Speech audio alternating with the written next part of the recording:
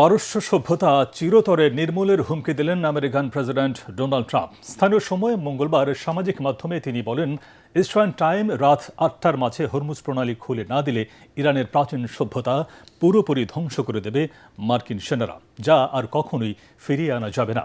তার মানে বাংলাদেশ সময় বুধবার ভোর ৬টায় মধ্যপ্রাচ্যে থাকা আমেরিকান সেনারা তাদের সব শক্তি নিয়ে ঝাঁপিয়ে পড়বে ইরানের ওপর। তবে তিনি আশা প্রকাশ করেন এর মাঝে চমৎকার কোনো সমঝোতা হয়ে যেতেও পারে।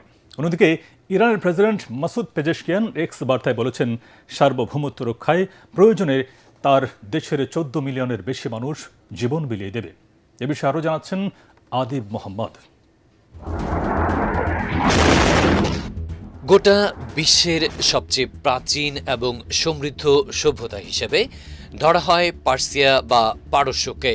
কোনো কোনো ইতিহাসবিদ বলে থাকেন ৫,০০০, কেউ কেউ বলে থাকেন ৭,০০০, আবার অনেকে এর চেয়েও পুরনো হিসেবে পারস্য সভ্যতাকে বিবেচনা করে থাকেন। তাছাড়া বিশ্বের প্রথম সুপার পাওয়ার হিসেবেও আজকের ইরানকে সমীহ করা হয়। এমনকি জাত শত্রু ইসরায়েলিরাও পারস্য সভ্যতার জ্ঞান বিজ্ঞানের প্রশংসা করে থাকেন। সেই বিরল এবং দুর্লভ সভ্যতাকে চিরতরে ধ্বংস করে দেওয়ার হুমকি দিলেন আমেরিকান প্রেসিডেন্ট ডোনাল্ড ট্রাম্প। মঙ্গলবার ট্রুথ সোশ্যালে তিনি বলেন, ইস্টার্ন টাইম রাত ৮টার মাঝে হরমুজ প্রণালী খুলে না দিলে ইরানের সভ্যতা পুরোপুরি ধ্বংস করে দেবে পেন্টাগন, যা আর কখনোই ফিরে আনা যাবে না। তার মানে বাংলাদেশ সময়ে বুধবার ভোর ৬টায় মধ্যপ্রাচ্যে থাকা আমেরিকান সেনারা তাদের সব শক্তি নিয়ে ঝাঁপিয়ে পড়বে ইরানের উপর। তবে তিনি আশা প্রকাশ করেন এর মাঝে চমৎকার কোনো সমঝোতা হয়ে যেতেও পারে। অন্যদিকে ইরানের প্রেসিডেন্ট মাসুদ পেজেশকিয়ান এক্স বার্তায় বলেছেন, সার্বভৌমত্ব রক্ষায় প্রয়োজনে তার দেশের ১৪ মিলিয়নের বেশি মানুষ জীবন বিলিয়ে দেবে। দেশবাসীর প্রতি তিনি আহ্বান জানিয়েছেন শত্রুর সামনে বুক চেতিয়ে দাঁড়াতে।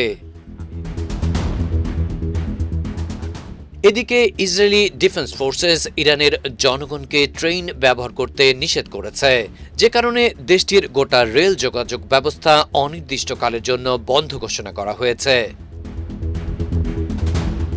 ওদিকে আল জাজিরা বলছে, ইতিমধ্যে ইরানের তেল ও খনিজ সমৃদ্ধ খার্গ দ্বীপে হামলা চালানো শুরু করেছে আমেরিকা ও ইসরায়েলের যুদ্ধবিমান। দেশটির বিভিন্ন স্থান থেকে বড় ধরনের বিস্ফোরণের খবর পাওয়া যাচ্ছে। অন্যদিকে আইআরজিসি পাল্টা হুমকি দিয়েছে, ট্রাম্পের কথা মতো ইরানের অবকাঠামোতে ধ্বংসযজ্ঞ চালালে এই যুদ্ধ মধ্যপ্রাচ্য থেকে গোটা বিশ্বে ছড়িয়ে দেবে তারা।